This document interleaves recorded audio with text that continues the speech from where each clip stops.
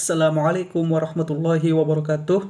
Alhamdulillahirabbil alamin. Wassalatu wassalamu ala asyrafil anbiya'i wal mursalin wa ala alihi wa ashabihi wasallam ajma'in. Amma ba'du. Kaum muslimin rahimakumullah. Tauhid merupakan kewajiban manusia terhadap Allah Subhanahu wa taala. Mengesahkan Allah Subhanahu wa taala merupakan hal yang diwajibkan oleh Allah Subhanahu wa taala terhadap seluruh hambanya. Sebagaimana firman Allah Subhanahu wa taala di dalam Al-Qur'an surah Adz-Dzariyat, "Wa ma khalaqatul jinna wal insa illa liya'budun."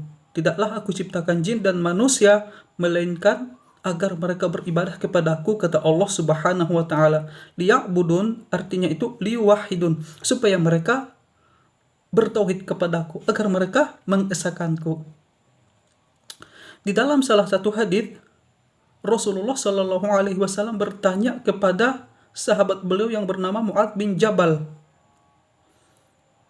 Beliau bersabda, "Ya Mu'adz, atadri ma haqqullahi 'alal 'ibad?" Wahai Mu'adz, tahukah kamu apa hak Allah terhadap hambanya?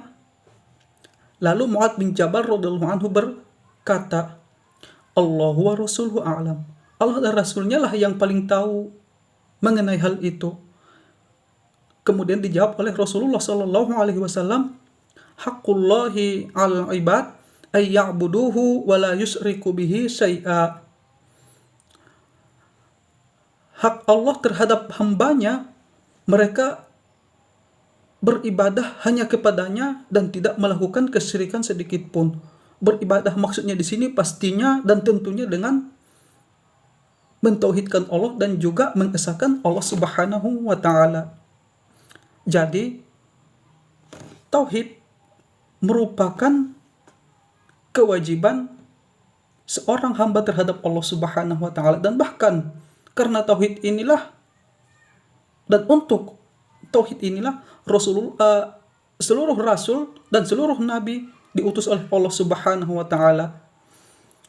Allah Subhanahu wa taala berfirman, "Wa laqad ba'atna fi kulli ummatin rasulan an i'budullaha wajtanibut taghut."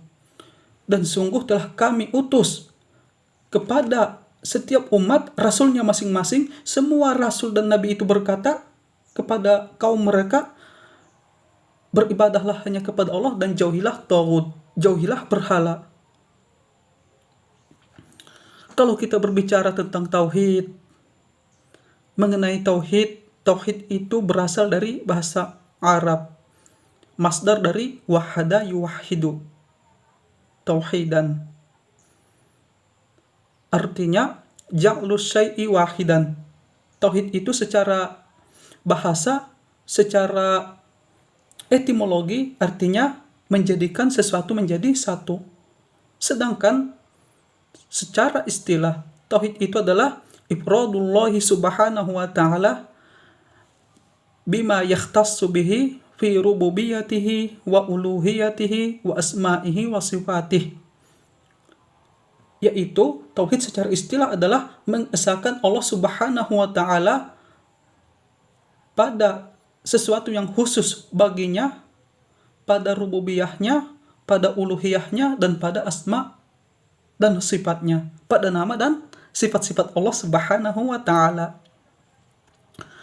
Kemudian tauhid terbagi menjadi 3 macam. Terbagi menjadi 3 bagian. Pertama, tauhid rububiyah. Tauhid rububiyah adalah keyakinan seorang hamba bahwa Allah lah yang menciptakan segala sesuatu, memelihara dan memberikan rezekinya. Itulah pengertian tauhid rububiyah. Lalu kemudian tauhid uluhiyah. Tauhid uluhiyah ini adalah keyakinan seorang hamba bahwa Allah satu-satunya yang berhak diibadahi. Keyakinan seorang hamba bahwa semua ibadah, seluruh ibadah berhak dipersembahkan hanya kepada Allah Subhanahu wa taala, bukan kepada selainnya. Tauhid uluhiyah ini juga disebut sebagai tauhid ibadah.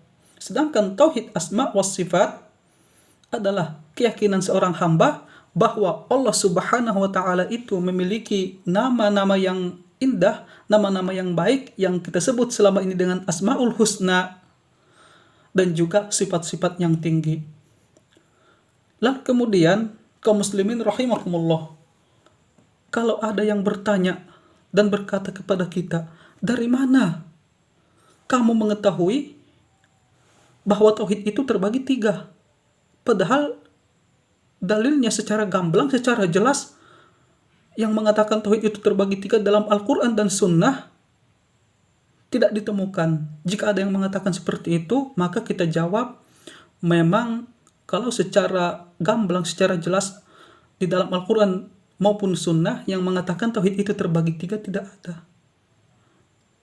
Ini adalah hasil dari istimbat dan ijtihadnya para ulama setelah membaca nas-nas yang ada dalam Al-Quran dan hadis.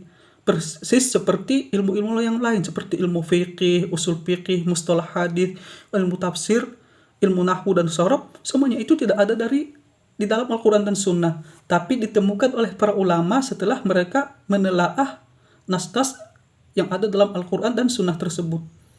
Nah, dalil tentang adanya pembagian tauhid menjadi 3 tadi ada dalam surah Al-Fatihah. Pertama, Alhamdulillahirabbil alamin, itu adalah di sana ada tauhid rububiyah, Ar-Rahmanir-Rahim, Maliki Yaumiddin, tauhid uluhiyah dan tauhid asma was sifat.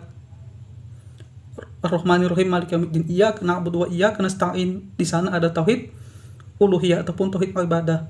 Wassallallahu ala nabiyina Muhammadin wa ala alihi washabihi wasallam ajma'in. Wassalamualaikum warahmatullahi wabarakatuh.